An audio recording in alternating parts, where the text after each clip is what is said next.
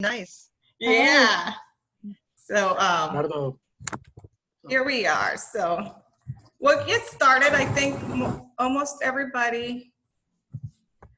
Hey, hold on. Some more. Somebody else is waiting a minute to get started here. Go back there. Keep it there. Okay. No? Okay. So, okay, so we'll just get started, and this is to be Helmita. First of all, thank you, everybody that is joining us today. I'm very excited because the Time is Just started, 2 years ago, and there's several of you that are part of the Time is, we're a part of the Time is Just. The first meeting, remember, it's all political. I think we had Doris, Nina, Alma, who else was there? I don't remember. Well, it was like 11 or 12 of us, but so slowly we have been growing, and we're very excited that for the first time in Solano history, we have 7 candidates that are Latinos, and in Napa, I believe there's only 2 candidates right now that are Latinos, and we'll talk more about individually.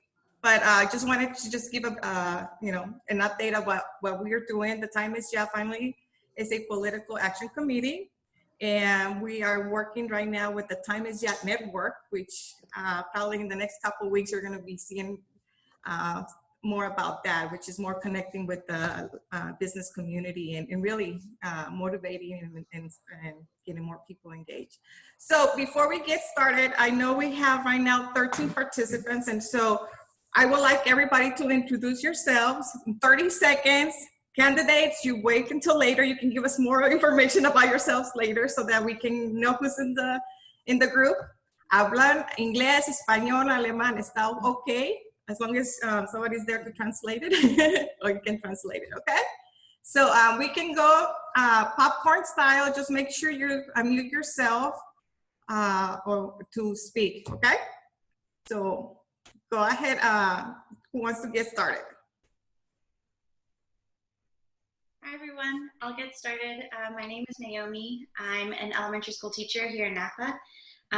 Born and raised, not a whole lot about me, but I've just been jumping into politics lately a lot more. Bienvenida. And she's my daughter, so, and slash campaign manager, so I'm very proud of her. She just got her first classroom this week. Oh, great. Hey, congratulations. Thank you. I'll go. My name is Michael Silva. I'm running for Vacaville City Council in District 3. I'm excited to possibly be the first person elected for Markham neighborhood if things go plan. This November, we are predominantly a Latino community. The census says around 70%, but if you walk around and knock on doors like I have been, it's a lot more. And it's really a privilege and an honor to come across parents, and even with my broken Spanish, to be able to have them see in me the American dream that my parents saw in me, and that American dream can be passed on to their kids too, that anything is possible. And so that's really what drives me to make sure that I continue this effort as not just a professor at the college, but also through different ways of civic engagement to ensure that there's inclusivity at all levels, and continue to develop the future generation accordingly. So thank you. Thank you. Okay. And we're gonna time you guys. Roberto's the timekeeper. I can go next. Go ahead. Go ahead. Okay. My name is Edwin. I'm currently finishing up my last year at San Francisco State. I'm studying mechanical engineering. I've actually known Roberto since high school. He inspired me to kind of pursue engineering and getting into politics. And I feel like I'm following Gerardo and Bernie because I just came from the Latinx Democratic Club too. So I'm just happy that the Latino community is finally coming together political-wise. Thank you.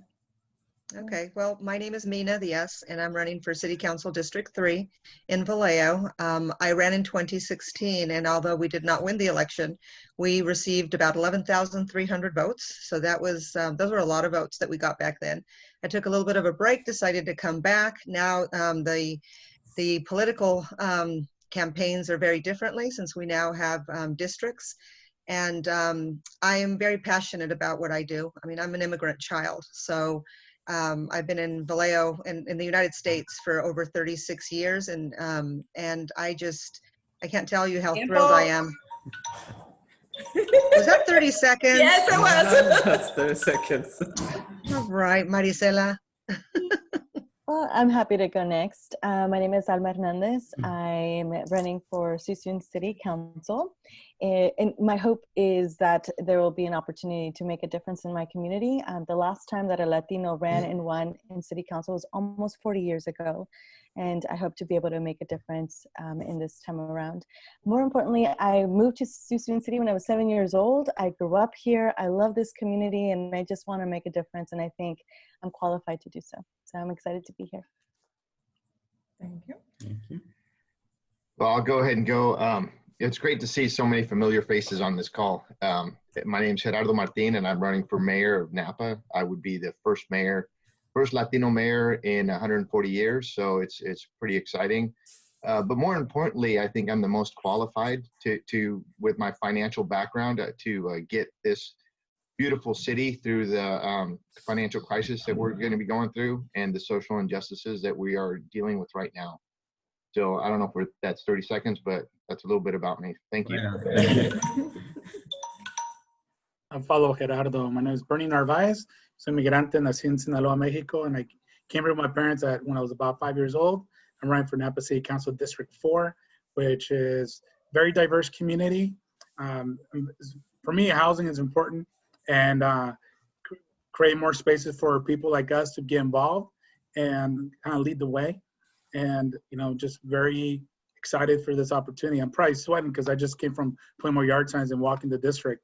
So if you see a little glare, that's what it is. So thank you for inviting me. Okay. I'll go next. Doris Panduro, running for Fairfield City Council in District 5. So District 5 is one of the 2 new districts created in Fairfield. And traditionally, this has been a part of the community that has not been engaged with in the past. So I'm just really excited to be able to be a voice for the residents on this side of town. And this population in the area is about 70% Latino. And I'm just really excited to be here with everybody here, because I know, like Gerardo said, a lot of familiar faces. And so I'm just looking forward to the conversation, and I really care about Fairfield.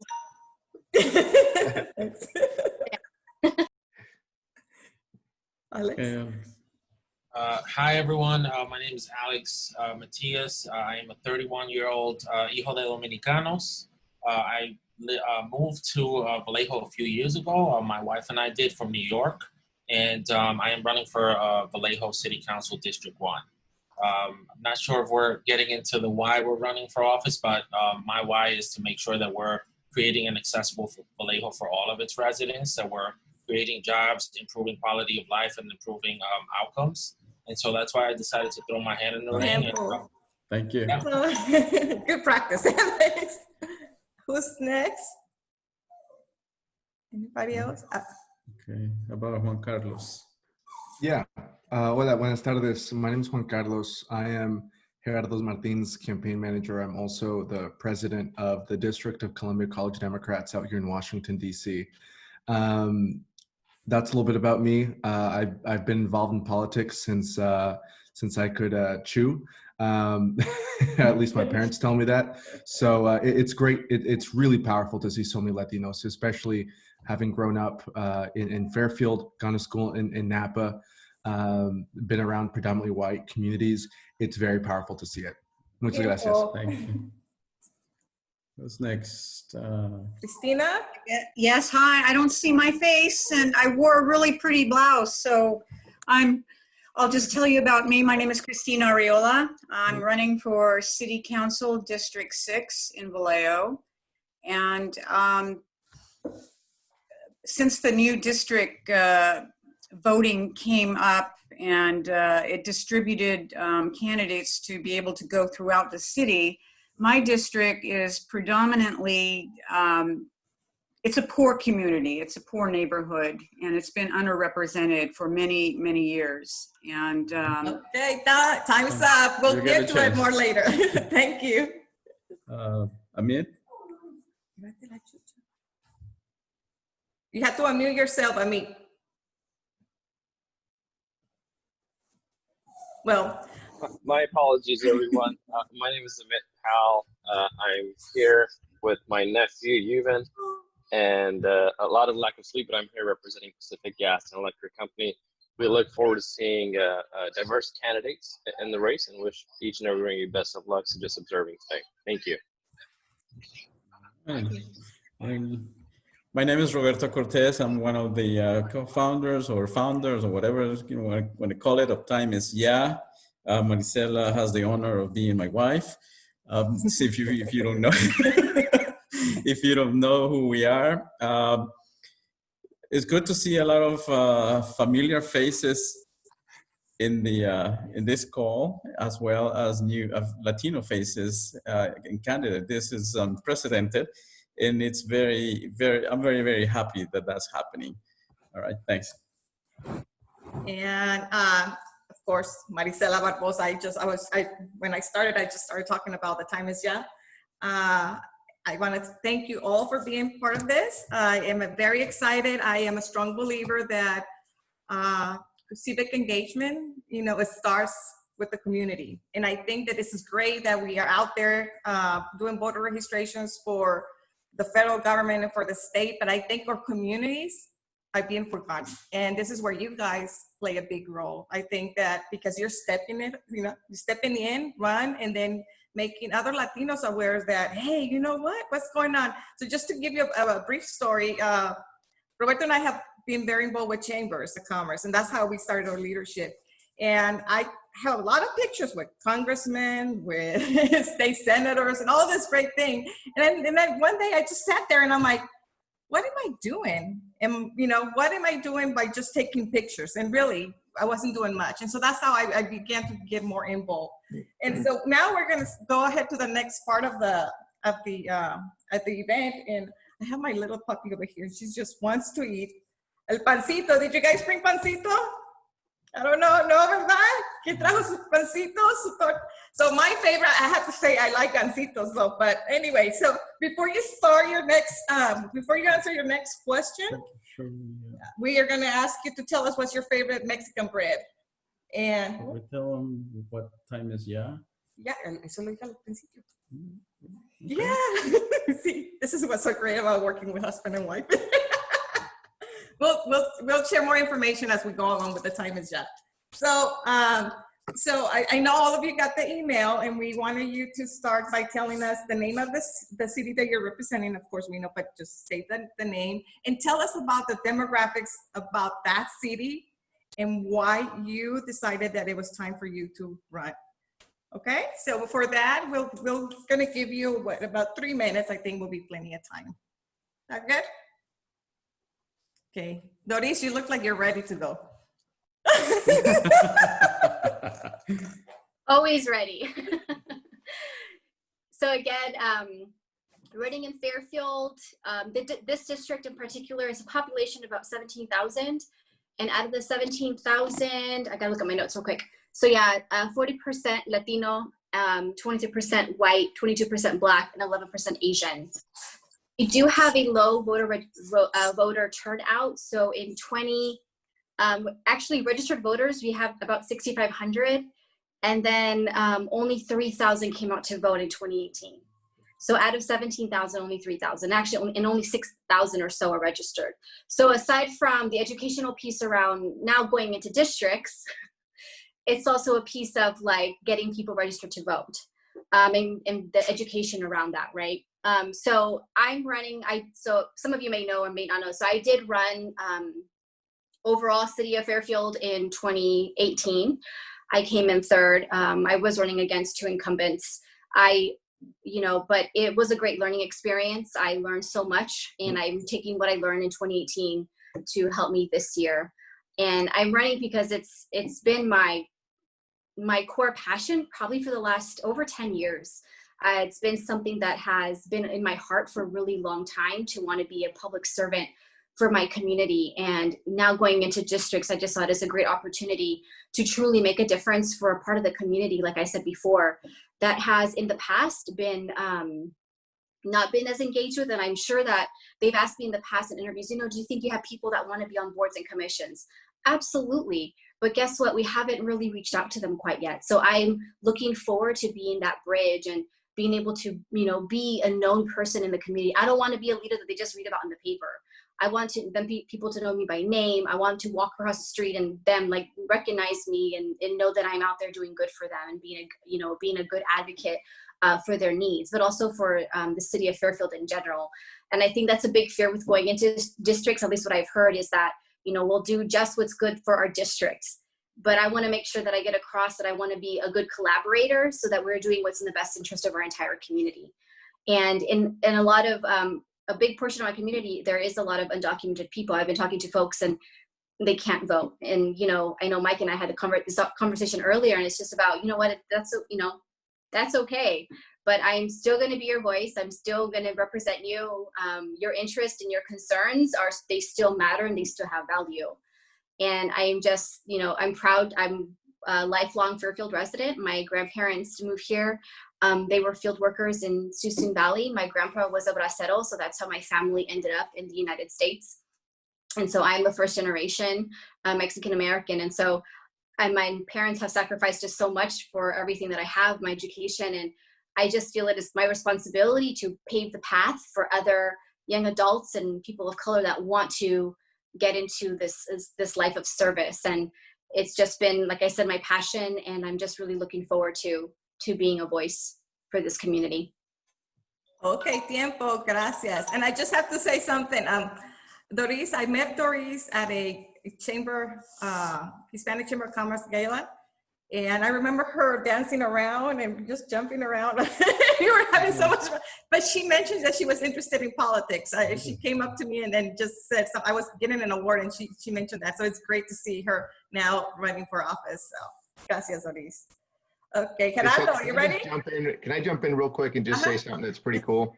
How many people have had their start in politics or in anything from the Hispanic chambers? I know you two have. I know Bernie has. Alma, Doris, myself. Naomi will be coming up next. But it's really cool to see that the Hispanic chambers are producing these top-notch leaders. So congratulations to all of you. Yeah, they better honor all of us, huh? Okay, so who would like to go next? Mina. All right, well, good afternoon, everyone. I thought that we were telling everybody what we were all about in those 30 seconds that I ran out of time, but I'm glad that we have the 3 minutes now because I'm a talker and everybody knows that. Anyways, I'm running for District 3, City Council in Vallejo, and I'm doing it for many different things. I always mention this and people will probably, know what's coming, but I came here as an immigrant. I saw the injustices that, we lived. I was the interpreter at 6 years old, and my kids were born and raised here. Now I have a grandson, so I have vested interest in this city going in the right direction. I think I bring a strong voice of advocacy. I want to see transparency and accountability that I feel that our city government is lacking at this time. I also am running because I think that safety is a big issue, and Vallejo's going underwater, with so many issues that we have. So I think that we need strong leadership, and I feel that I am that person.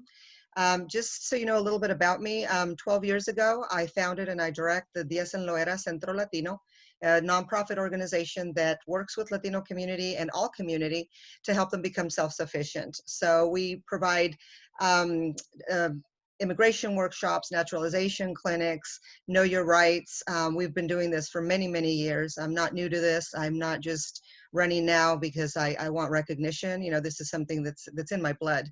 I also founded the Ser Latino program that stands for Service, Education, and Resources. It's a program that we have at both the Vallejo high schools, and this year I'm happy to say that we're going to add our continuation school, and that we're going to be working on integrating the middle schools. These programs, we work a lot with the kids that are ESL kids that just arrived. You want to be able to bring them up to par with all the other children so that they have a chance at succeeding here. And then we also work with the parents in helping them how to navigate through the educational system. I'm a commissioner for First Five, and I'm also a board of director for the Solano County Children's Network. I'm a co-founder of the Summer Academy. It's an academy that Mildred Gaines and Isabel Reyes from Project Blessing Bags and the Eric Reyes Foundation and myself founded. During the summer, we don't just sit back and take a break. You know, we continue to work with the kids because we are those kids. So if they succeed, we succeed. I really think that that bringing unity to my city is very important. The district that I'm in does not have a lot of Latinos. It's mostly Caucasian and Asian. I live up in the hills of Vallejo. I moved here about 21 years ago. But like Doris said, it's very important for people to understand that even though we will get elected by the people in our district, and it will be able to have us have a better relationship with those because it's a smaller pool of people, we will be making decisions for the city as a whole. So it's really important that even though you do not live in my district or any other district, for people to not think that it's okay to just sit back and not vote. And lastly, I think that Is that it? Okay. All right. Thank you very much. Okay. Next. Bernie? The question again is demographics. You're on mute. Marisela. Okay, you hear me now? Yep. Okay. Yeah, demographics in the city you're representing and you know, why are you? Perfect. And can you just like give me 10-second heads up when I'm almost done my time? Thank you. So I'm running for District 4 in the city of Napa, which is the most diverse of all 4 districts. It's a little over 19,000 residents, and the Latino percentage is about 43%, which is the other district, the closest one is 40%. And the voting citizen voting age for the Latino community is 28%. But we know this is based on the census. So we know that that's not accurate anymore, right? And we have a lot of people in our community that are also undocumented. So those numbers, I would add a higher percentage to that. So it's very important to be able to represent a diverse community.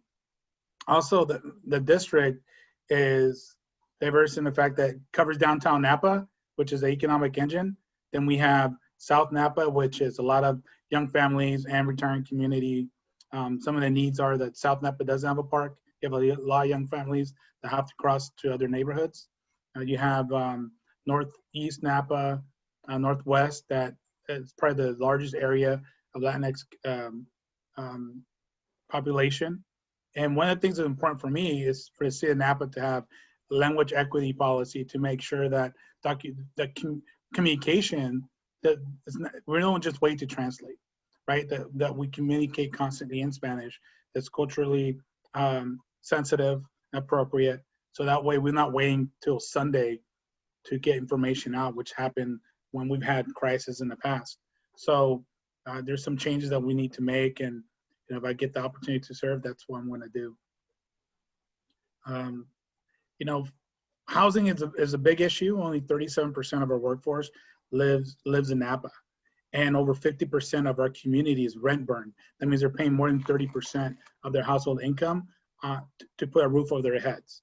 The inequities that we have based on housing is severe, that we're losing our young families.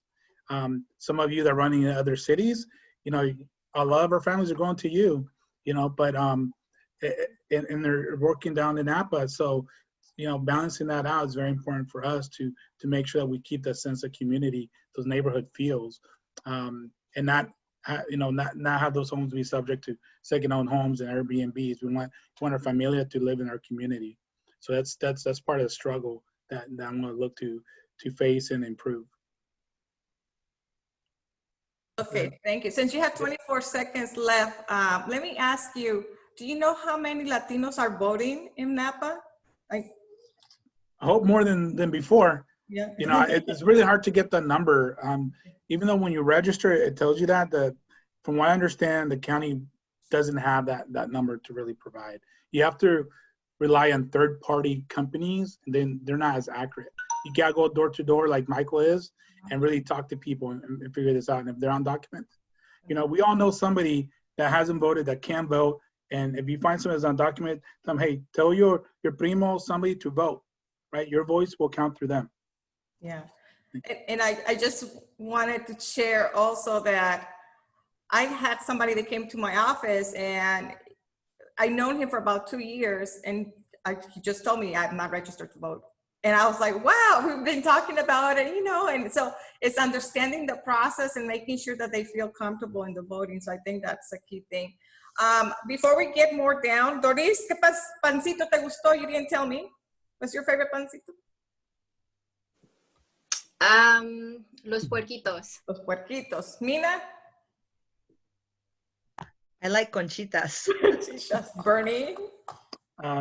Luz's Bakery. Hace unos bolillos con queso y jalapeños. Oh, way, yes. Yeah, so Okay. not to have too much of those. Bueno, who's next? Okay, Alex. So again, my name is Alex Matias. I'm running for District 1 here in Vallejo. I've lived in the city of Vallejo for a few years, and both my wife and I came from New York, both to work in education after having spent some years personally working in the insurance industry. I decided to run for office because, oftentimes, not oftentimes, most times I've been the only person of color, only Latino in the room, sort of looking at things from a systemic angle. And I want to make sure that when it comes to city government and addressing some of the issues that we have, there is another voice in the room that brings in, experience both working in the public and private sector. I have, an undergrad education in business and a graduate education in public administration. And for me, it's about paying it forward. Over the past couple of years, I've had many conversations with, neighbors, Latino neighbors here in District 1. And, I've noticed that whether it's education, whether it's a job, they're going elsewhere to get it. We need to make sure that those jobs and those educational opportunities are right here in Vallejo. I haven't had the opportunity to, serve in the community as long as Mina has. I've been hearing about Mina ever since I became a resident, and I'm the first one that can tell you, she's been putting in the work, like on the ground. And so, want to make sure that I'm also being a voice representing that lens, that we're bringing in more funding to Vallejo, that we're creating more jobs, and we're improving educational outcomes. And that's what I've been doing for over 10 years, not in public sight, but working for different organizations. And I hope to bring that to the city government and to improve the transparency and the trust between our communities. So there's a lack of trust, and I want to make sure that my candidacy and the work that I do on behalf of all of Vallejo, improves that trust between both entities, and we're finally able to address the many challenges that the city has. Okay, Alex, since you have a couple of seconds, let me ask you, what do you see as the biggest challenge in a candidate as a Latino? Has it been fundraising? Has it been connecting with the community, or people already in power trying to build relationships with them? What? Yeah, I think for me, and I think Mina will probably understand where I'm coming from. Like, I'm the new guy on the block, right? And so for me, especially here in Vallejo, if you haven't been living here for a very long time, that's already sort of like a strike against you. And so for me, it's been both telling my story, what I want to do, and also making sure that on the fly, I'm tapping into those relationships I've already had in the community. I can't speak to, whether that dynamic plays in other cities, but being a first-time candidate, it's a both and. Like, hey, I exist, I'm here, and this is what I'm trying to do, and hopefully you elect me. And number two, like, just trust and believe that I'm going to represent you as if I've been living here for a very long time, because we share the same values. And so I would say that, that has been one of the challenges in being a first-time candidate. But when it comes to talking to my Latino community, like, as soon as I'm like, soy candidato para el consejo, este es mi historial, eso es lo que he hecho, de una vez me dicen, tenemos tu apoyo, ¿qué tenemos que hacer? Me tengo que registrar, necesitas ayuda. Ese ha sido el apoyo que he tenido de la comunidad, y estoy muy agradecido. Okay, thank you. Gracias. Okay, who's next? We'll talk more, Nina, after this. Everybody has to answer the same question first. Thanks. Yeah. Gerardo, Alma, do you want to go first? Alma, okay. Go ahead, Oh, Alma. sure. Okay, gracias, Gerardo. And Gerardo, I know because he was president of the Napa Hispanic Chamber of Commerce, and I currently serve as the president of the Solano Hispanic Chamber of Commerce. And so I bring a little bit of what you were talking about, Gerardo, growing up in a chamber world about business, specifically advocating for small business, always looking for revenue and funding, which is one of the big pieces that I want to bring to Suisun City. I think one of the things I talk a lot about is Suisun City is so uniquely positioned. You can get here by boat, by train, by car, you can cycle here, you can walk here. We should be a small destination city. We should be able to feature our small businesses. We should be able to increase our local economic development. We should be able to increase our affordable housing as well. We should be able to reduce crime and be ready for any emergency response for earthquakes and fire. As you can see, that those are some of the things that are top of mind for people.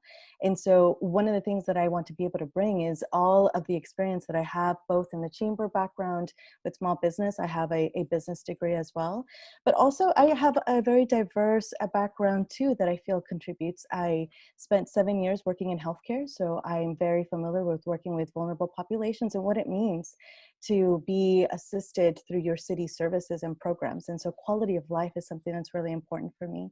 I used to consult school districts in the state of California, specifically working with the business department within a school district to claim dollars and funds owed to them by the state.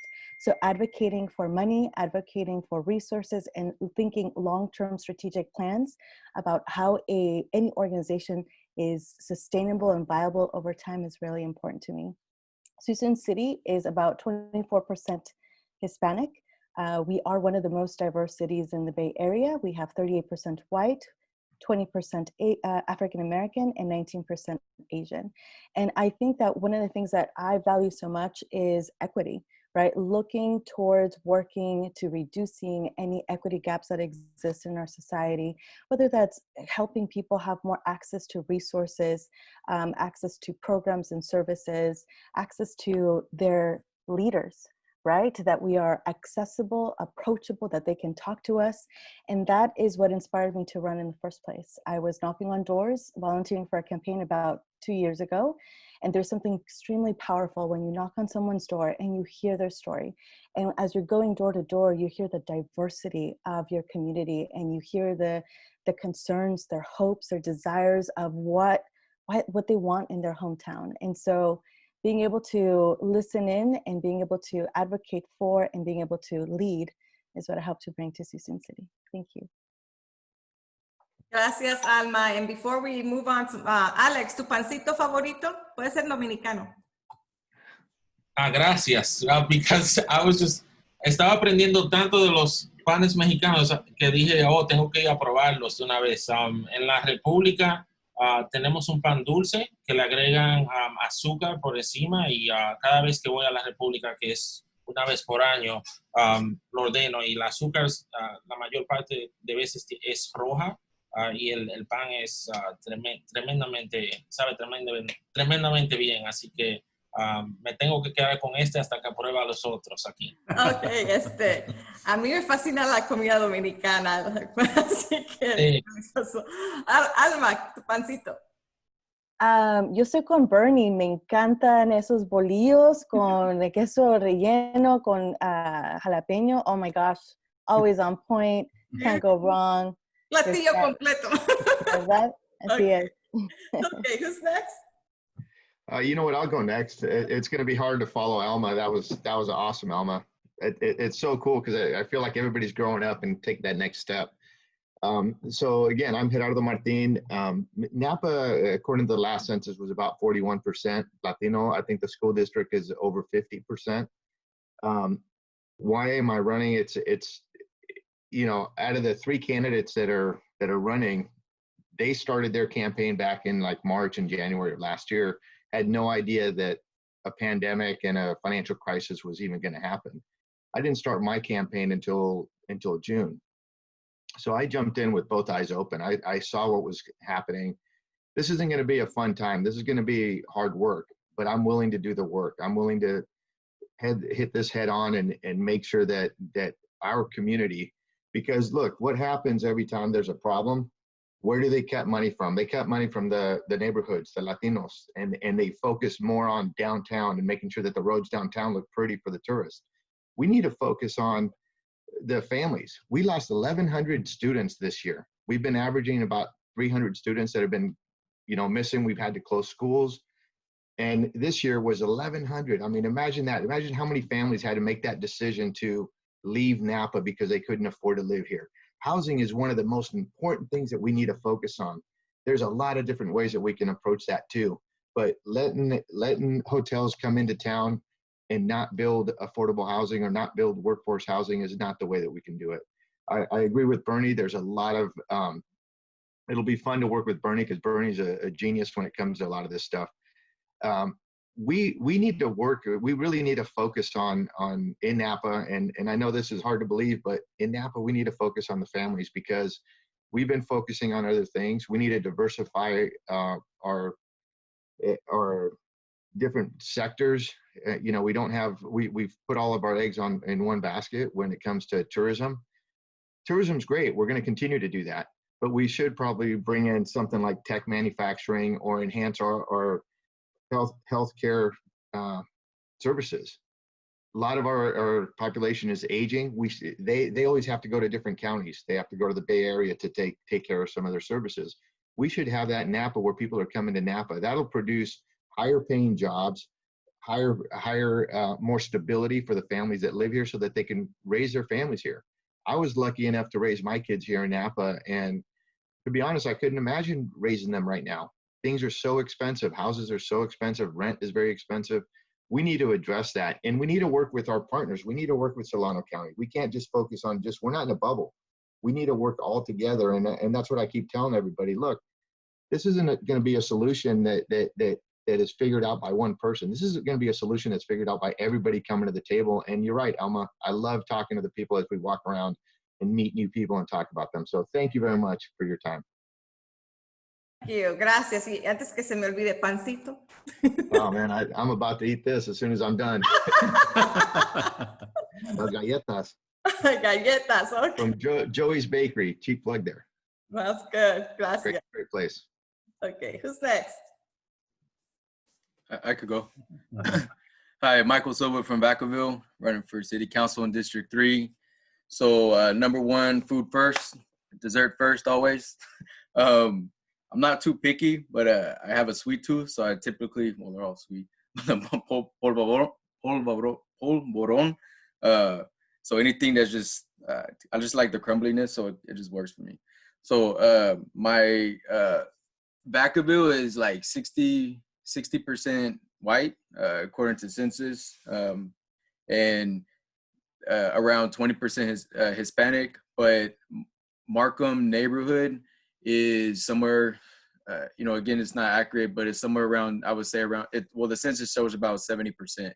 So you see a disparity right there where you have a town that has 20% Hispanic, but then in one neighborhood you have 70%. And,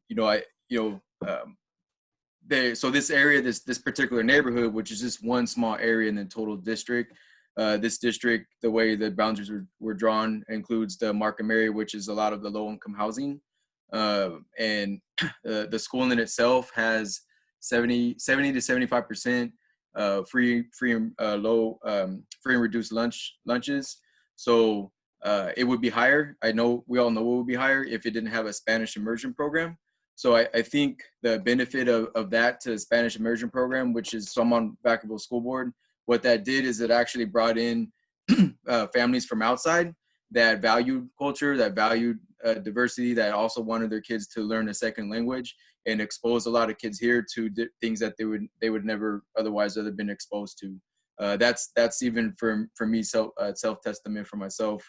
So I got my son in Scouts. I would have never thought to really put him in Scouts, and Scouts has been really good for him and honestly for me. And one thing I noticed, so one of the things, I'll share this story. We went to Scout camp. We went to Scout camp. It's like 3 days, 2 nights, 3 days or something like that. And we were playing this Gaga ball, and like the demographic there is, you know, it's different. And we were playing this game called Gaga ball, where you got to hit the ball and, you know, knock, you know, if it hits you in the leg, then you're out. So you got all these kids in there, and there's an older gentleman, you know, suspenders, and you know, we saw each other, but we never really spoke, you know, and it was just a weird feeling that, you know, I think, you know, some people discard, but I think some people identify with. But through this action, through this activity, through this game, through our kids, and he actually tripped over a root that was sticking out and fell down pretty hard. And I just automatically, I reached down, you know, gave him my hand to help him, you know, hold him up. You know, he's laughing because he's, you know, embarrassed because he fell, whatever. But just that gesture of helping somebody up, of just being there, and kind of, it just broke this barrier that didn't need to exist in the first place. And it allowed us to look each other as one. And from that point on, rather than just kind of bypassing and not really acknowledging each other, like, we were, hey, how you doing? You know, how's the kids? How's the grandkids? Thank you. Sorry, gotta cut you. But I love that story because it's actually, I think that really about our community and how we connect, and that can make a big impact for our people. You know, it sometimes just the look that you might give. Unidos por un mejor futuro, para un mejor futuro. There you go. One more. Christina? So go ahead and click the unmute and you can start. Okay. Here I am. Hello. Yes, so I'm enjoying these stories, and I'm enjoying looking at all these vibrant young faces here. I think this is the year of the young Latino movement coming in and making a difference. It's really exciting. You know, I was born and raised in Vallejo, specifically South Vallejo, but for a time I was in foster care. So I was away from Vallejo and eventually immigrated to San Francisco. And that's where my livelihood, and so I lived. So I was out of Vallejo, and everything I've learned artistically and business-wise was in San Francisco. I taught in the San Francisco Unified School District. I taught in Oakland. I was a member of the Latino, the Mission District Latino Community Program. I've done that for years. And then when I found myself not being able to afford to live in San Francisco anymore, I moved back to Vallejo. And it was a Vallejo I didn't recognize. It was a Vallejo that had changed. Some parts were good, but other parts weren't. And District 6 was one of those areas that had not improved since I was a child. So it's very I'm very passionate about bringing a voice to the neighbors in our community of District 6, which covers a wide swath of different cultures, not only ethnically, but economically. We have a huge problem with our elderlies that live in District 6. They don't have any transportation. There's no grocery stores for them to shop for just the minimum of, you know, milk, you know, a head of lettuce. Can't even get a head of lettuce. So I've been out there weekly distributing produce and fruit to these neighbors, free boxes, with the hopes that one day soon that we'll get a midweek farmers market down in South Vallejo. That's a stepping stone. Next is the farmers market. Ideally, my ultimate goal is to get a small mom and pop grocery store in South Vallejo proper. Some of the other areas in District 6, they are also poor and underrepresented, but at least they have somewhere to go. So my passion definitely is with District 6. Tiempo. You got 10 seconds. You have 10 seconds. 10 seconds.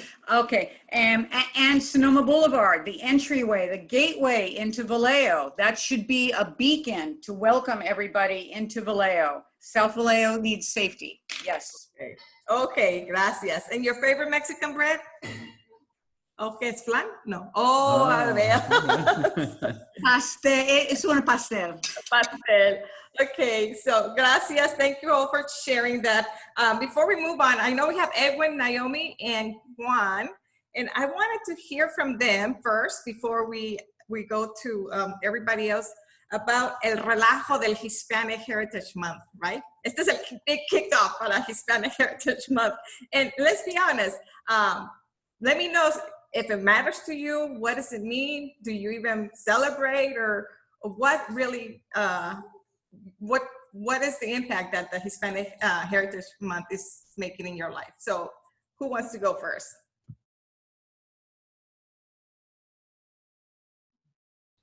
Okay, I can go first, I guess.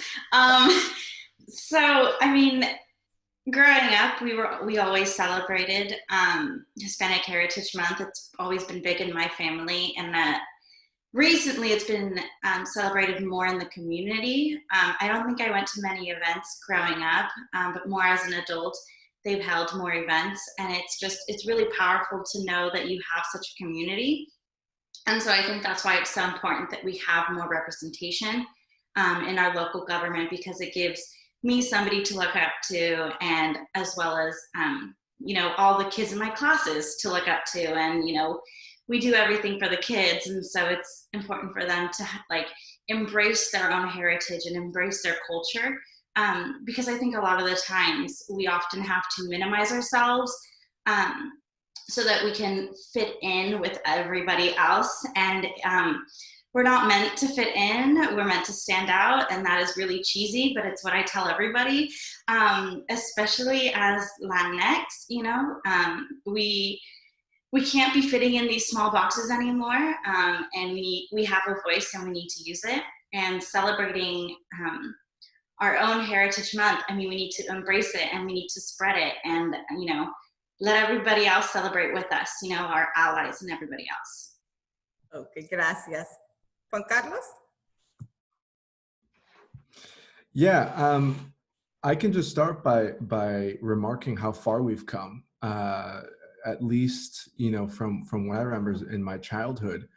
Growing up, you know, you're too light skinned to be you're the gringo of the family because you speak English and you grew up in California, but you're the you know, pick your favorite Hispanic slur at school because, you know, you're darker than the other kids. That's what I grew up with, and that's, you know, it took a lot of time to figure out it's okay to be brown, it's okay to be Hispanic and Latinx, and I think, you know, seeing so many candidates on here today just kind of shows us how far we've come as counties, as cities.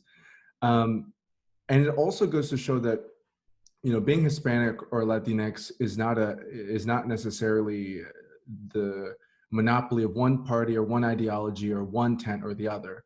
It was started by a Democratic president and expanded by a Republican. You know, we're a diverse people. We're not a monolithic people. And I think we tend to be looked down upon by elected leaders as a group of people who needs to be educated, or who needs to be you know, who needs extra help because, you know, we can't do certain things. And Hispanic Heritage Month is really a great opportunity to say, no, we've done all of that. We know what we need to do, and we can do it. And all these candidates here are demonstrating public service isn't just for the gringo. It's for la Mexicana, la Nicaragüense, el Dominicano, everyone from up and down the continent. So that's what it means to me, and I'm really proud. I mean, just as a young Latino myself, seeing so many candidates on here, knowing that, you know, when I get to come back from college and back home in Napa and Fairfield, that I'll see a more diverse city council, a more diverse, hopefully, city hall in general than I left. So thank you everyone for running, and that's what Hispanic heritage means for me. Gracias. Okay, Edwin? Oh, it's tough to follow up after that. But, you know, growing up, I've never really celebrated Hispanic Heritage Month. Where I've really seen it kind of thrive is, so I was living in San Francisco for like the last 2 years. I've seen it really thrive in San Francisco. I've been like, kind of like in the tech communities. And it's during this time of year where like all these like Hispanic engineers start coming out and start popping out. And I think it's the mixture between like, I see people, in these billion-dollar companies, executives or in these finance industries, right? But also I see like the mixture of like art and tech come out, and that's what it really means to me is like, the art history that we have, that our people has, and kind of seeing like, Hispanic people start coming out and showing themselves. So that's what it means to me now. Gracias. Let me share my story. So with the chamber world, I began to go to mixers and events, and I was invited to an event, and I walked in there, and my husband and I think we were the only Latinos, and they were celebrating Cinco de Mayo. And I was like, what? What's going on? And so that really like, okay, that was like a red flag for me, what's happening, right? And they had los bailadores and everything. And then later, a few years later, I was invited to be the keynote speaker at another event celebrated by a different group of people also. And I was the speaker to talk about the Cinco de Mayo celebration. So I did my research and I went back and I learned about the beverage companies and how they promote it. And I was like, ay, que chingado, right? They're making money out of our events and we're not doing anything. And so, sorry, I used the bad language, oh my God. But it really, that was like, oh my God, what is happening? And so it's an honor now that we're celebrating it, that we are taking the time to embrace our culture, but it should not be just 1 month. It should not be just, oh, this is when they are going to remember us. There's this or month. No, it's every day. We are an economic power. We are very strong if we were to be united and come out there and voting. And so that's one of the reasons why I'm like so passionate about like, no, let's tell our story, the Latino stories of the people that are living here in America. And I think that we need to do more. I hope that all of you candidates are somehow promoting Hispanic Heritage Month in your website, that you're doing something special or on Facebook. Even just having esta charla is the beginning of something. So, gracias. And then I'm opening up to anybody who wants to go. So for the, thank you. Sorry. For the Hispanic month, one thing that came across, I listened to NPR and I was listening to an interview with Julian Castro. And he put it very well, in which, is the media in general is the one that makes portrayed our community as a single or a monolithic, if you will, type of community, that community that needs help, that just arrived here, they don't speak English. So we need to take the advantage that we at least have 1 month that is being recognized to tell the rest of the world that no, we are different types. We are in different parts of the economy. There are indeed people who are just starting their lives here in this country, and there are others that are in high positions, like Secretary Julian Castro. So we are not just one layer. So this is a place, this is a time that we should all, and I do thank all of you guys and gals who have thrown their hat into the political arena, to start showing in our communities in Solano-Napa counties that we are present. In Southern California, they have been, they are ahead of us in terms of Hispanic representation. But for some reason here, us in Northern California, we have been absent until now, which it's great. I don't even have words just to express how happy I am that we have so many candidates this time. Thank you, Roberto. Okay, so who's next? I'll go next. I got a funny little story. So the historic, the pride that we feel it every day. I'm glad that we have a month that we can put it out there and everybody else can join in, but we have to feel that pride every day within ourselves. One day I was jogging and I was stopped by a lady who I used to be in Kiwanis with, and she asked me, it was, I think it was right before Cinco de Mayo, and she said, "Hey, we'd love to have you as a speaker to come and tell us about Cinco de Mayo and where all the parties are." And I said, "Oh yeah, sure." And in my mind, I was like, you know what, Napa doesn't even have a Cinco de Mayo party. And the reality is that Cinco de Mayo is celebrated in the United States, not in Mexico. So what I did is I found a professor to come and educate us on the real meaning of Cinco de Mayo. And the real meaning of Cinco de Mayo is not parties and celebrations. It's actually La Batalla de Puebla. And that's where there were several armies from Europe. Yeah, I believe it was Spain, France, and England that was going to come through Mexico, through California, and take over the United States. And Mexico, with a bunch of pickaxes, a bunch of Mexicans with pickaxes and shovels, stopped them in Puebla. And that's a very important story that I don't think a lot of us really recognize how much of that Batalla de Puebla we each have in ourselves. Just to be sitting here saying, hey, we're going to run and we're going to help our community, that's huge. So I think when we talk about Hispanic Heritage Month, we have to talk about Hispanic heritage every day as we live it. And it's great to have the celebrations and to enjoy with other people, pero de veras tenemos que echarle ganas, and there's no other way to say it. We have to make sure that whatever we're doing, we're helping each other out. The other thing that I'd like to say is, when we get through there, let's not shut the door behind us. That's the biggest problem that I see amongst Latinos is, once we get there, we close the door behind us, and then like nobody else can come in because they're going to blow our candle out. No, we have to keep that door open. We have to pave the way. Even if we don't win this one time, let's pave that road so that the next time the person has it a lot easier. That's all I got to say. Thank you. Sorry. Gracias. Sí, abre la puerta para alguien. Go ahead, Mina. Exactly. I couldn't agree more with you, Gerardo. I think that is so important. Our numbers are there. You know, the numbers of the Latinx community is there. What we're lacking is unity. And a veces, you know, we hear the term como los cangrejos, you know, when you have one Latino, one Latina that's moving upward, you know, for some reason it bothers the others because their crown is not on right. And we have to all remember, we don't need crowns. I said this during last election, I don't need a crown, I'll wear a sombrero. I come from people that put up their sleeves and do the work. We're not afraid of the work. Now, one of the things that I also want to say about the Hispanic Heritage Month is it's great. You know, September 15th through October 15th. For those that don't know, that's the month that they gave us.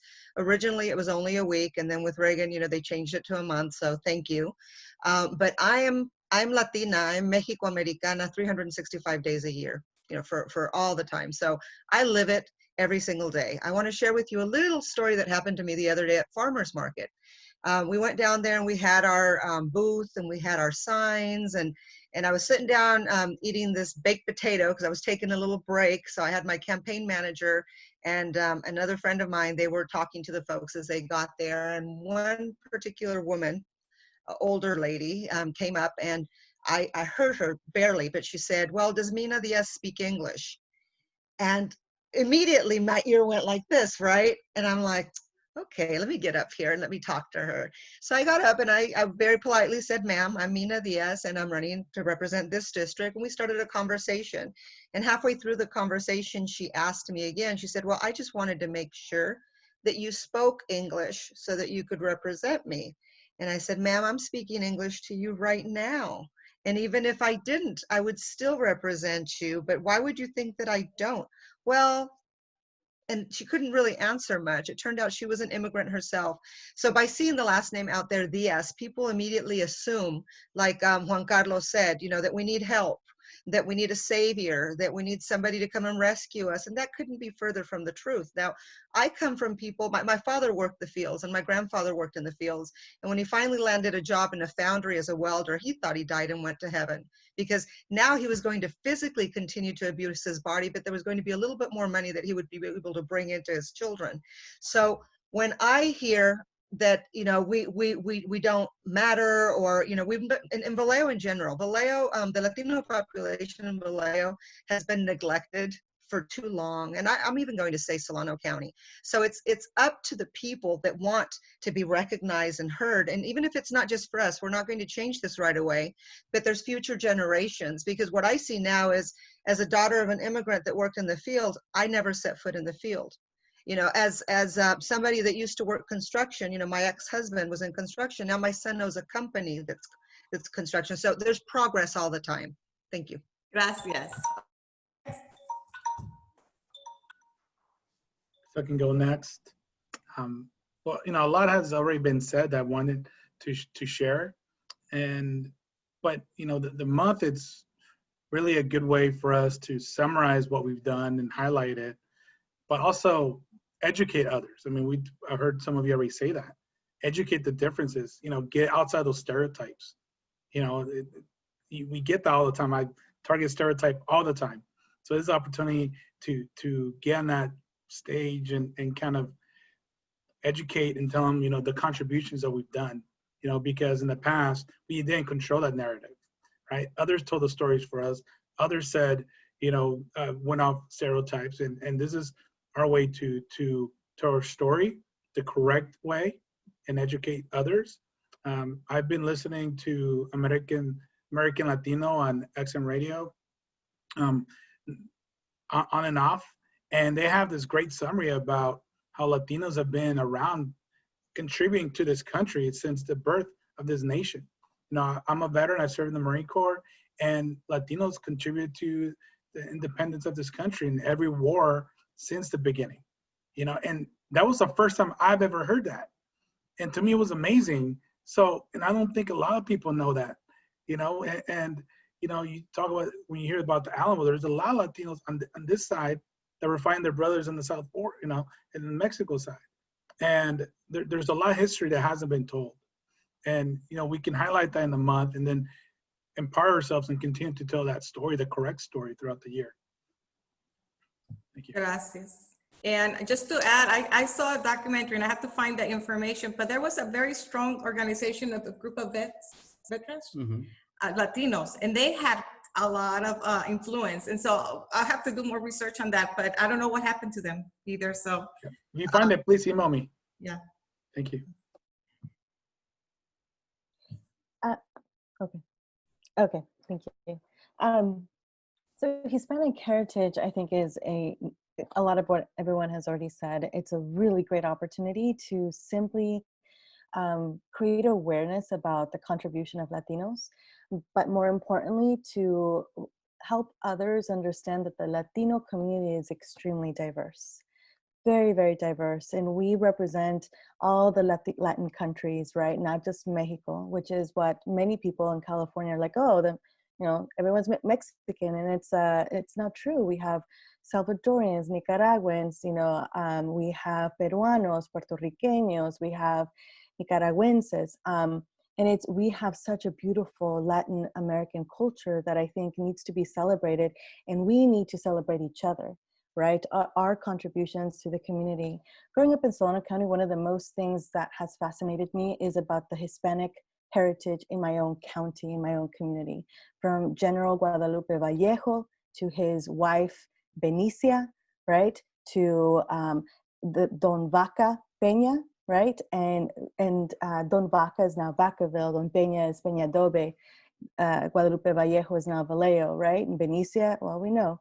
And so, you know, even our schools, like Armijo was Latino, right, and so Angelo Rodriguez, right? And there's so much beautiful history and rich history in our local community, but sometimes I feel some people feel disconnected with Hispanic heritage as it's in another country, but here in California, we have a very, very rich history that I think needs to be celebrated, including all the contributions from our field workers, from our CEOs, from our state, you know, Attorney General and Secretary of State, who are also Latino. So I think like one of the things that is really important is to continue to create awareness, continue to celebrate, and continue to inspire the next generation of Latinos who are finding their way. I I was one of those students, I was like in 3rd grade, and I thought Cinco de Mayo was like Mexican Independence Day because I didn't know anything different, and nothing in front of me was sharing that. And I remember friends in high school were like, yo, 16 de septiembre, el grito, you come in. And I was like, I don't know what el grito is, right? And so it was like, that was Mexican Independence Day, but I wasn't aware, right? And I think that there is just so much beautiful things in our community and our culture to share and celebrate. And I think that's important, and including our language as well. So yeah, just wanted to contribute that. Okay, thank you. Michael? Did you want to go? Yeah. Yeah. So this is gonna get me in trouble. Might want to stop recording. No. So the number one, the term Hispanic has never really been something that has been I have identified with, or people around me identify with. So there seems to be a lot more pride around the term Latino, and then in addition to that, then there's Chicano, and now we have the X. So it's just something that I think continues to evolve. And looking at it from personal experience and then academic. I'm not in social sciences. I'm in biology. I teach biotechnology, but I think ultimately, more so based on my experiences, a lot of us are trying to find our identity, because a lot of times, while there's other backgrounds, our African American brothers and sisters, they don't know what their identity is that were brought on over here as those who were enslaved. So I think there's always that challenge that kind of goes on. My dad's from Michoacan, Mexico. My mom, she's white, she's from here, so I'm biracial. Both my parents worked in fields. My mother picked prunes with the Filipinos out here, and my dad worked his way up to where they met at the cannery, where out here in Vacaville. So, but growing up, I was also pretty much raised by Tejanos. And so they're like, oh, this is a joke. What side's your Mexican side? What side's your white side? And I look, and I'm like, 4 or 5 years old. I'm like, oh, this one's lighter. Whatever side I didn't get the tan from the car or whatever, I guess. And like, oh, this is my Mexican side. This is my white side. And so then, they laugh or whatever. I didn't really know. I never really looked at myself. I would say, oh, I'm Mexican American. Can't say you're Mexican. But my dad died when I was 12, and so that kind of threw some things for a loop. But at that time, as years went by, and there was a lot more challenges that happened with my mom, as now a single mom, and not much help. As far as extra support, she stayed single to the end. So when I started getting targeted because I fit into a stereotype as a gang member, that's when I actually started learning what people actually saw me as. It wasn't like, hey, who are you? What's this and that? It's as one officer said, you're Hispanic, you have a shaved head, look at how you dress, and where do you live? What do you expect? And so for me growing up, I just had a lot of anger, and then, but also a lot of passion. And so, for me, I barely graduated high school, not because of that, but because I was just working. And, I felt more of a connection to those who were working in the kitchens than I did with this part of society that law enforcement, that teachers are telling me that I need to change my ways so I can fit in to be this better person or live this better life. I didn't want to be somebody who looked at people like that, who judge people. So how I celebrate Hispanic, I don't really celebrate it, but at the same time, like I know you want me to quit, but it's like, so when I hear like, oh, Hispanic Heritage Month and this, that, they got this cool stuff, you're talking about, exploitation. So like, it's, obviously I buy into it, but it's something that's worth talking more about. So okay, gracias. Okay, who would like to go next? Dori. Yeah, so everyone has said some really great things about the month. I think for me, like somebody was saying, it's not about showing, it's about showing, like, for me at least, that we are capable of doing anything that we put our minds to, that we are hardworking individuals. For me, as a candidate, a Latino candidate, I've barely been not only questioned, it's like, am I capable of being an elected leader? I've been asked if I'm educated. I've been asked if I'm a citizen. So these are the things that when this month comes along, and every day, just really showing that we as a people, we are capable. We are more than capable. And we have pride from where we come from our communities, our families, our history. Our stories are so important. I love hearing about, everyone's stories of their parents and their grandparents, because that's truly who we are at our core. Those stories really shaped us and allowed us to be who we are today. And from those experiences, we're able to then connect with the rest of the community. A lot of times, for me at least, I know Juan Carlos went to Justin Siena too, and that was a hard experience for me. It was the first time that I felt racism for the very first time. Before I was just, I'm just a regular kid. And then that school was like, no, you're a brown kid from Fairfield, from the ghetto. So what are you doing here?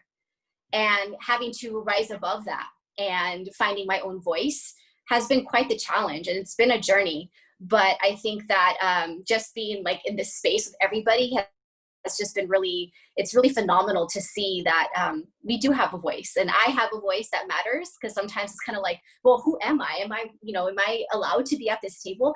Absolutely. Because I have been in so many rooms where I am the only person of color. I am the only woman, and being able to be comfortable in those spaces and being like, you know what, I have every right to be here just like everybody else does, and not let those ideas get in my mind. So the month is something that I didn't really celebrate until more of my young adult life. And the Hispanic Chamber, I realized in Solano County, really didn't have an event that celebrated it. So I was really happy to be able to work with one of our business members and put on the first Hispanic Heritage Month celebration. And I wanted it to be also a space, not only to celebrate the cultures of all of us, but also it was like a resource event too. So we had different resources from the community come in and have information for all our families. We had food, dancing, and all the good stuff, but it was also educational. So we did talk about, what it meant, what the month was about.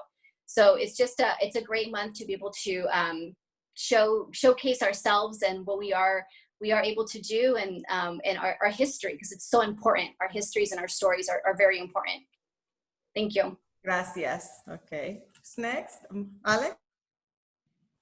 Yeah, so I just want to build off of what Doris was sharing. I had the opportunity, and I was very blessed to have been born and to spend a good portion of my life so far in New York, which is a melting pot, folks from different cultures, different experiences. And so I had an opportunity all the time to learn and to celebrate other cultures, not only, the one from where my parents are from.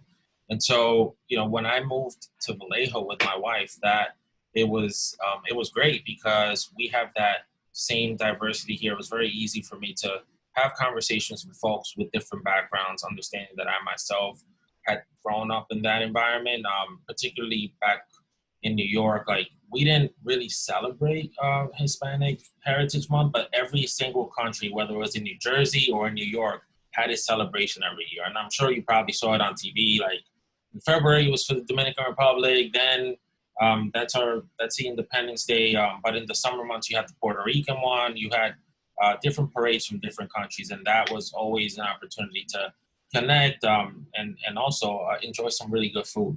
I think now that I moved and I've lived here for a number of years, I've been able to also share my story about what it has been to be, the son of Dominican parents. I used to work for a charter school network several years ago, a couple years ago, and part of my role was going to different communities throughout the Bay Area and having conversations with families, telling them about our education systems and ways that they could partner with us in improving it. And one of the things that I consistently faced was anytime I said something in Spanish, like, wait, where are you from? How are you speaking Spanish? Like, where are your parents from? And I would say, oh, my parents are from the Dominican Republic. And that would give me an opportunity. And, I'm like over 60% once you run the test of African descent. So that would give me an opportunity to share my story, my experience. And to Doris's point, I think that is, a powerful tool. And it allows us to move work forward when we're able to show how much in common we have. And that is something that throughout this campaign, anytime I've knocked on doors, anytime I've called one of my Latino brothers and sisters, we've moved forward through that commonality. And I hope to continue to do that throughout this campaign and obviously the time that we expect to be here in Vallejo, which is the rest of our lives. And that's why I have no problem when I'm asked, and whether it's in a candidate forum or any other medium, like, yeah, Mina's been doing this, Tina's been doing this, they've been doing the work, because that's the way we're able to augment our impact and share our power as a community. Gracias. Okay, who's missing? Christine? Okay. It's me? Wow, these are really great stories. I'm kind of in between. I'm sorry? Yeah, I'm kind of in between all of this. Just to give you a rewind real quick, I was adopted into a Filipino-American family, but nationality-wise, heritage-wise, blood-wise, I'm Latino. So here I am in a Filipino-American family. Are you my daddy? Are you my mommy? Where do I belong? Oh, she's got olive complexion. Oh, she looks like she could be half Filipino and half white. So I believed into that story. It wasn't until I was older that I found out that I was adopted. And of course, all of that started going through my head. And as I started going through school and hanging out with different cliques and different ethnic groups, the browner they were, you were in good. So I either sided with the black kids or the brown kids, because I didn't feel like I was white, but when you looked at me, I clearly was. There's a story somebody was talking about working up in the sheds up in Fairfield. We used to go up there and cut apricots and peaches and stuff. And a lot of the Fairfield kids up there, we saw each other every summer, and I was called Tiny Tim. I had long black hair, pale skin, güera, no? I was güera. And they used to call me, oh, here comes Tiny Tim, here comes Tiny Tim. I had the big nose and the long black hair. And so I struggled with that type of racism for me, because I didn't fit in anywhere.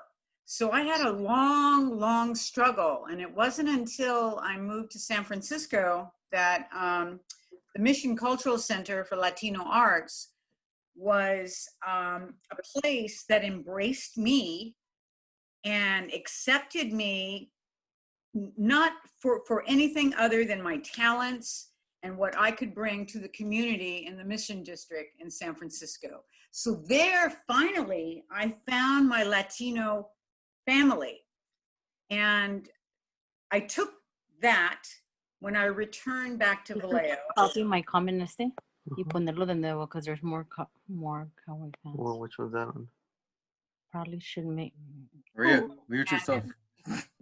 So anyway, so I'm hearing all of these stories of with you, Michael, that resonated with me in particular, with you being biracial, and I didn't know really where I belonged. And subsequently, I taught at a Spanish immersion school in San Francisco. And thank you.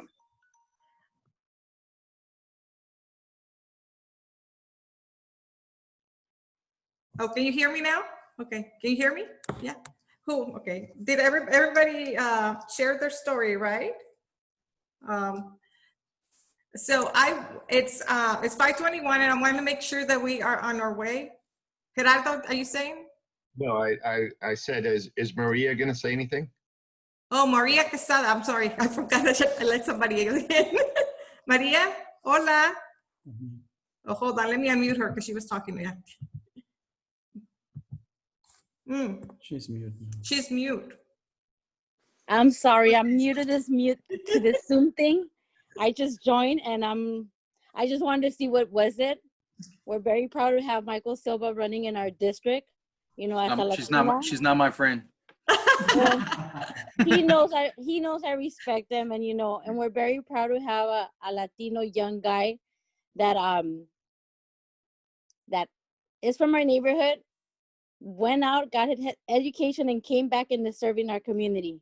So he knows it, that we're very proud of him, and we're just here in support of him.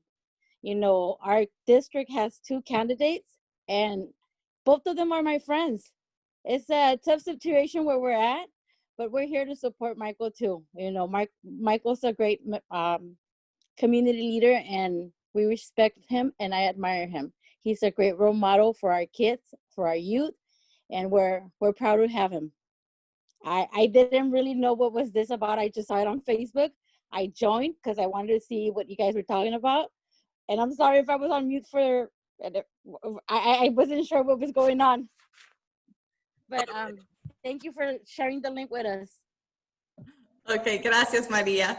So I think everybody spoke, and I just want to make sure that we end this with a fun question for all of you, and also that we end this that hopefully with us we can start forming community. Whether you lose or win, maybe we can find a support group for our candidates. You know, if we're not there, we know people that know people, and that's what Roberto had become, is like a Rolodex. We can connect people to people, and this has been great to help them, to help you in your journey, to help you in the future as an elected official. So before we close, I want to go around and ask you, tell us un chisme about yourself, something fun, mitote, chisme, or just something fun about you. I don't know what else to call it, that you want to share or that you're proud.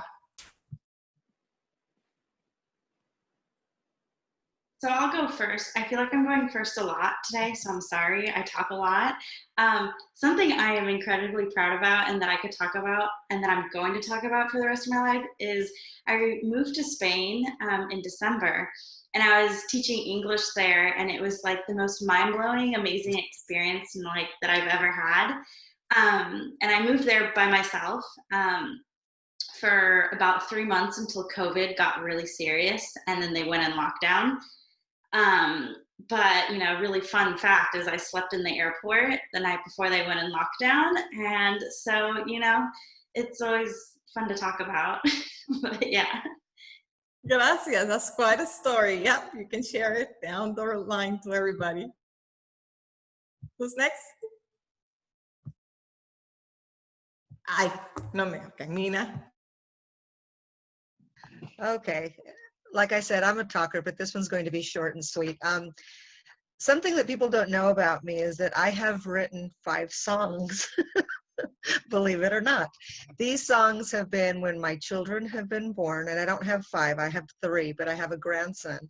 So I think that you know, when I'm feeling intense feelings, whether they're the most amazing thing, like giving birth, I just, I like to write, and they don't have music to them. I just, I sang it to them when they were little, and my little AJ, my grandson is 5. And anyways, I bet you didn't know that about me, Marisela, or anybody else, because I keep it very in my house. Nobody's allowed to say it, but today I thought it would be a good time to share, because like Doris said, we can do anything, including writing songs.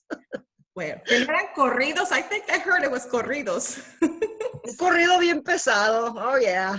No, they're actually like little Christian songs, you know, mi fe, mi Dios, mis hijos. What's made me a better person. But I'll work on a corrido for you, okay? La Marisela del Norte. Gracias. Okay, who's next?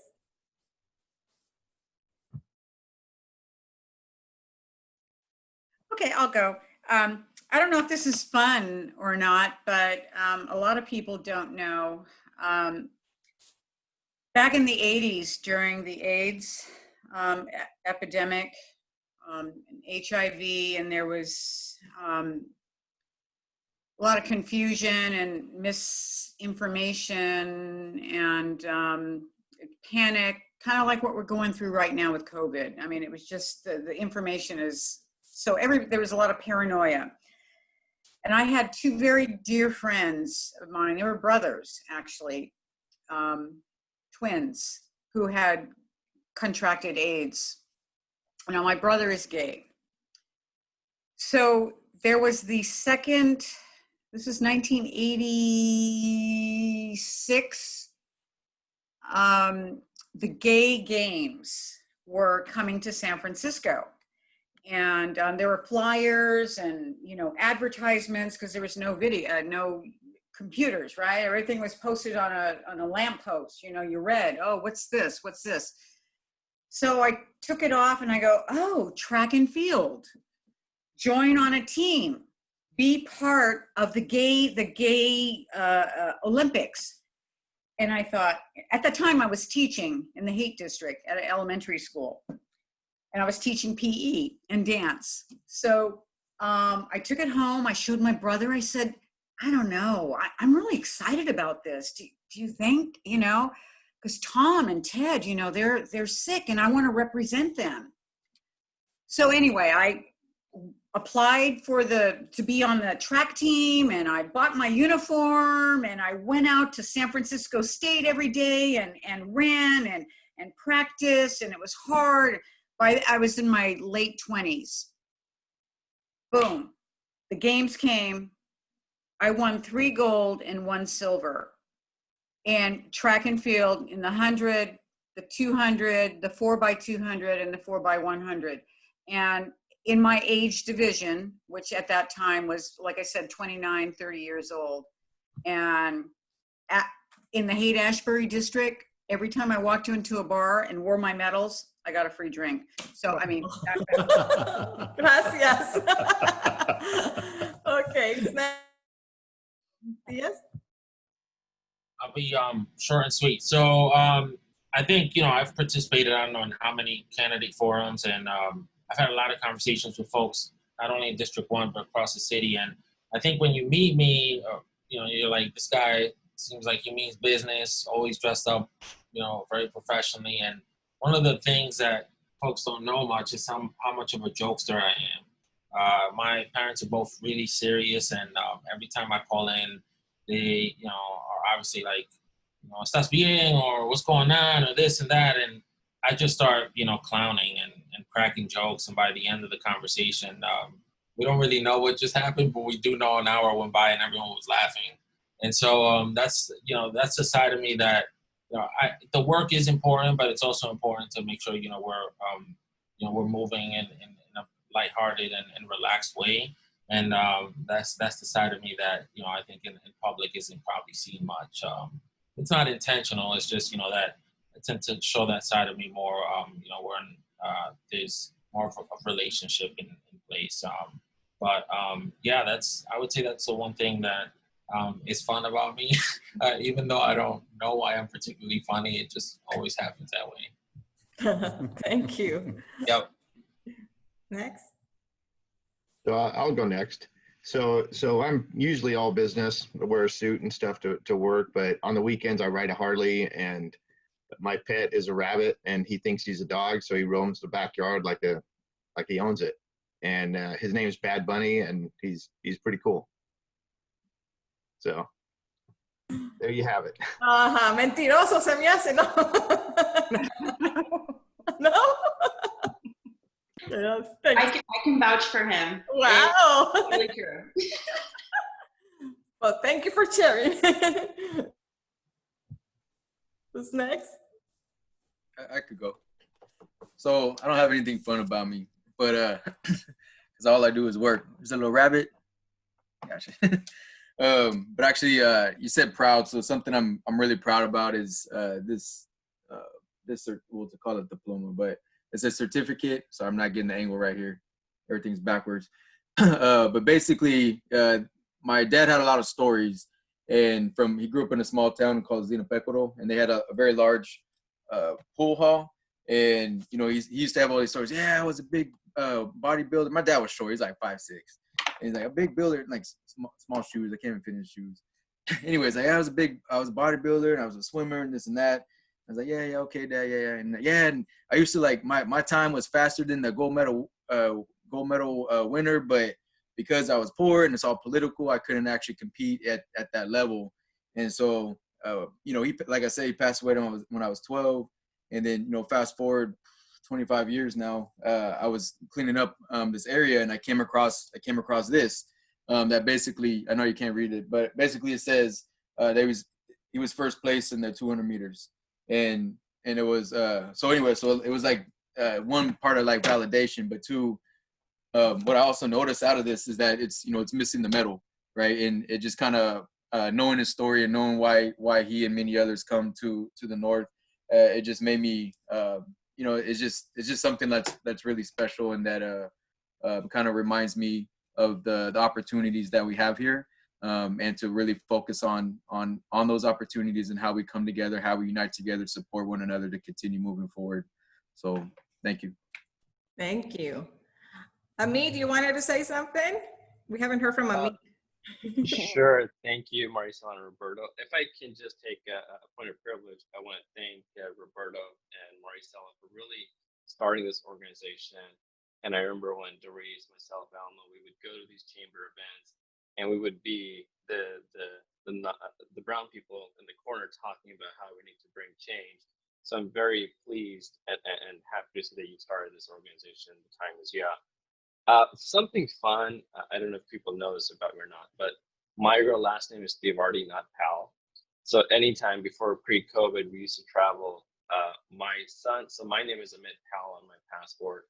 My son's is Kian Divardi, and then my wife's is Manisha Modgil, so she kept her maiden name. And every time we go through immigration, they would always doubt that we're related. So we'd always have to pull out the birth certificates, get questioned. So I finally looked at my wife and said, maybe we should all have the one last name. Maybe that would make things a little bit easier. So that's something fun and interesting. It just always makes me laugh. So.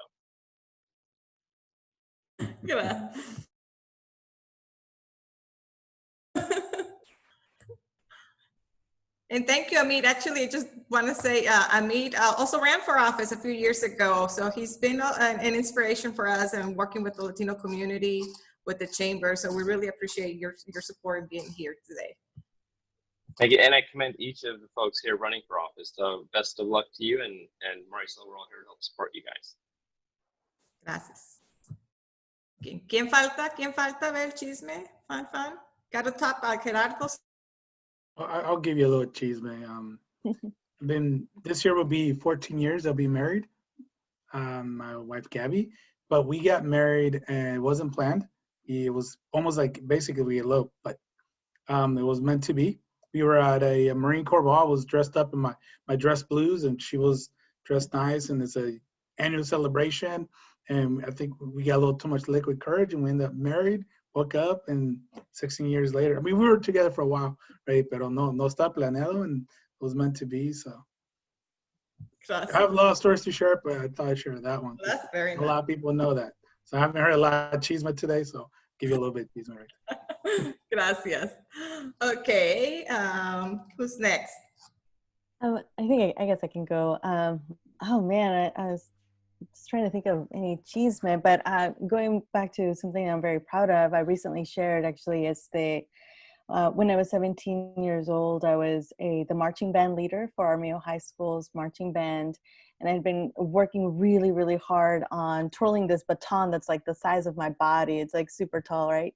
And I had the opportunity to represent the United States at an international parade in Paris, France, as a USA marching band drum major all-star. And so it's one of I was 17 years old. I was the only Latina. I didn't see anyone else that looked like me during that journey. And it was I think my first experience of what that was like. What people don't know though was that there was this article that came out on the newspaper, and it had my entire face, this article. The day that it came out, someone keyed the entire side of my car. That was it was just they keyed it.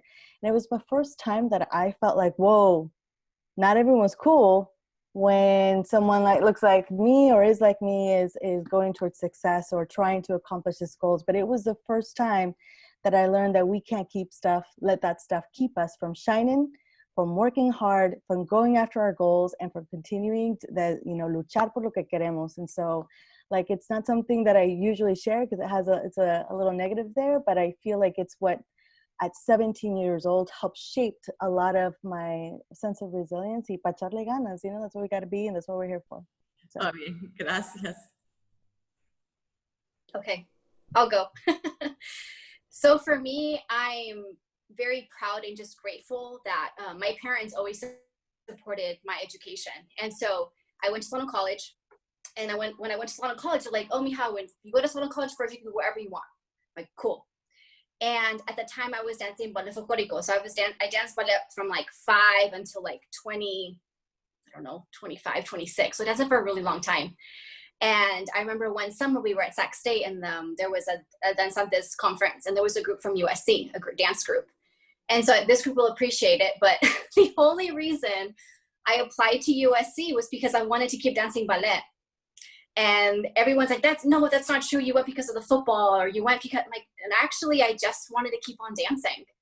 And unfortunately the group disbanded my first semester there. And my parents, like, you know, conservative Catholic parents, I never got to go to sleepovers. I never got to do, you know, things like that. And there they are letting me go to LA all by myself, no family. And I am so appreciative of that experience. I'm grateful that they allowed me that liberty and support, because my time at USC was just unbelievable. I got to travel the world. I lived in China. I lived in Spain. I worked abroad, and just those experiences themselves. I've gone to the Great Wall. I've done all these great things that I'm just so proud of, and I can look back and I just really truly advocate for those programs for our young adults and students. So I'm just proud of my educational experience while I was down at USC. Gracias, that's great to hear. Exciting. ¿Quién más? ¿Me falta? Pues, Edwin y Juan, ¿ya dijeron o no? I could go. One thing that I'm kind of really proud of is that, like, NASA, they sent out like requests for proposals for like design projects for like the moon, for like Mars. And I'm really proud of the fact that like I was able to participate in a project like that. And like it just makes me think that like a generation ago, like my grandparents, they just raised cattle, and now like their grandson is like participating on like in interplanetary projects, which is, I'm really proud of that. Bueno, está bueno. Juan Carlos? Yeah. So one thing is relatively recent, but I've always wanted to play the piano ever since I was a kid, but my mom decided to put me in trumpet classes. So I learned the trumpet for like 2 years, and then I dropped it. And my sister and brother got to do piano classes, but over this quarantine, I've been, you know, privileged enough to have a little bit of time kind of as my avenue to distress and just learn how to play a couple classical piano songs. So playing the piano is really awesome. If anyone ever has a gala and they want to contract me, maybe I might practice a little bit more and get good. But that's my little fun fact that I just developed over this quarantine. Thank you know that, Juan Carlos. Yeah. A fundraising event, que gala, you guys. Está Hey, you're offering. Latinos con piano, okay. Maria, you want to share something fun about you?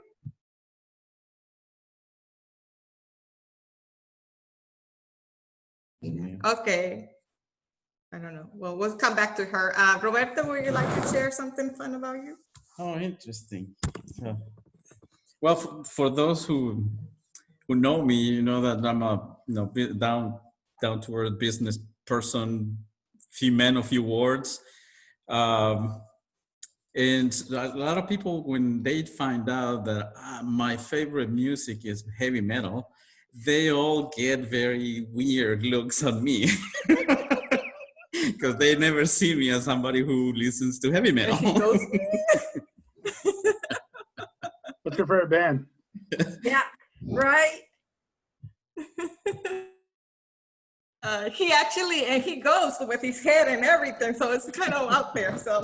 Well, I'm a big Metallica fan, so I'm right with you. Hey, another fundraising event, Latinos con heavy metal. No. And for me, I'm actually, instead about something fun, I'm actually very proud today. I'm going to share a story with my daughter. Those of you who know, she's going to be a veterinaria. And so she started to volunteer with animals. And so she's, one of the animals that she's working with right now is horses, and that wasn't part of the plan, but today she was learning how to lunch a horse. So it's like, wow, this is so exciting. I'm so proud of her. And it's one of those things that she's been desde chiquita, like, I want to be a vet since I think 3rd grade, and she's gonna be a vet. So I'm very proud of her. Okay, María, we'll try María Quesada. 1, 2, 3. María se nos fue. Okay. Bueno, sorry that we went over, but I really appreciate this. Email me, email each other. We can support. I can't wait until after November 3rd so that we can throw a big celebration. Hopefully we can get together and share. We will be contacting you individually later. Some of you, just an update, you know, we're doing the endorsements and we are doing a couple other stuff. So we will definitely email you and let you know what's going on and more interviews probably. So I'm very excited. Suerte y echen la mano, pidan ayuda si podemos, ahí vamos a estar. Thank you for putting this together. This is great to see everybody. And I think something like this should be almost, if not monthly, at least every couple of months to really kind of pump each other up. I think this is great. Thank you for doing this. Gracias. I agree. The time is network, which is more of it's not the PAC, it's the network where we're going to be launching this so that people don't feel like, oh, it's a political action committee, right? So, but it is for civic engagement. So we definitely are going to continue this, and I really appreciate everybody. Thank you. Maricela, could I read my friend Maria's post right there, or would you like to? No lo veo. She's shy for once. Oh, Wow. okay. Go ahead, read it. Wow, Michael. Sorry, she's not shy. Very proud of all you guys. Thank you for the opportunity to be a part of this. Gracias, María. Gracias a todos. Okay, a comer pancito. All right. Thank you, everybody. Thank you, everybody. Good luck, everyone. Have a good evening. Gracias. Thank you.